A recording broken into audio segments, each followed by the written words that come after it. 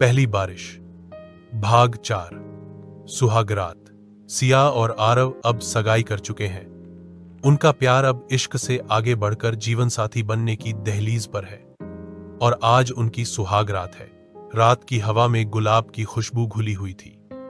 कमरे में धीमा म्यूजिक चल रहा था, हर सुर, हर थिरकन मानो उनके दिलों की धड़कनों के साथ बज रहा हो। सिया धीरे धीरे कमरे में दाखिल हुई। उसका लहंगा भारी था, लेकिन चाल में एक नजाकत थी।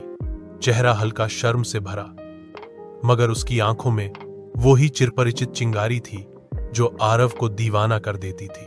आरव का दिल तेज धड़कने लगा। उसने सिया को देखते ही धीरे से कहा, आज की रात सिर्फ तेरी है, मैं पूरी तरह तेरा हूं। सिया।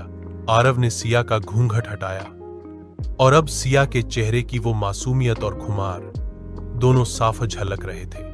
आरव ने आगे बढ़कर उसके गालों को हाथों में लिया और उसकी आंखों में गहराई से झांका।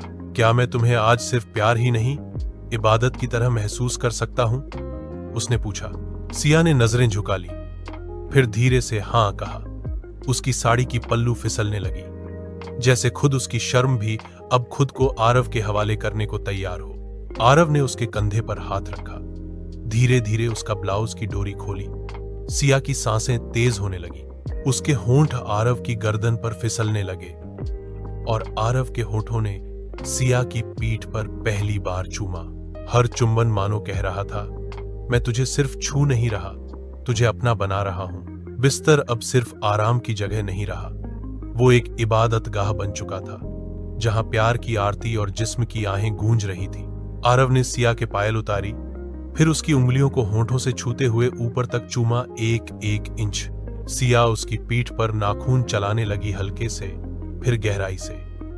आरव ने सिया के होठों को फिर से चूमा, इस बार धीमे नहीं, एकदम दीवाना होकर। उनके शरीर अब एक दूसरे में पूरी तरह खोने लगे, जैसे एक नदी समंदर में समा गई हो।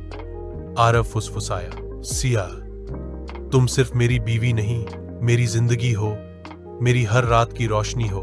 पसीने की हल्की परत उनके शरीरों पर चमक रही थी, लेकिन कमरे में ठंडी हवा और इश्क की गर्माहट एक साथ मौजूद थी। आरव ने जब सिया को पूरी तरह बाहों में भर लिया तो सिया ने कहा, आज जो तुमने मुझे छुआ है, मैं फिर ऐसे किसी रात कभी अकेली नहीं रह सकती। मैं अब तेरी रूह में बस चुकी हूं। उनकी सांसें एक दूसरे में उलझी रहीं, जब तक कि दोनों की थकान और तृप्ति उन्हें सुला न दे। आरव ने सिया के माथे पर एक आखिरी चुंबन दिया और कहा, अब ये जिस्म नहीं, ये इश्क तुझे मेरी बना चुका है।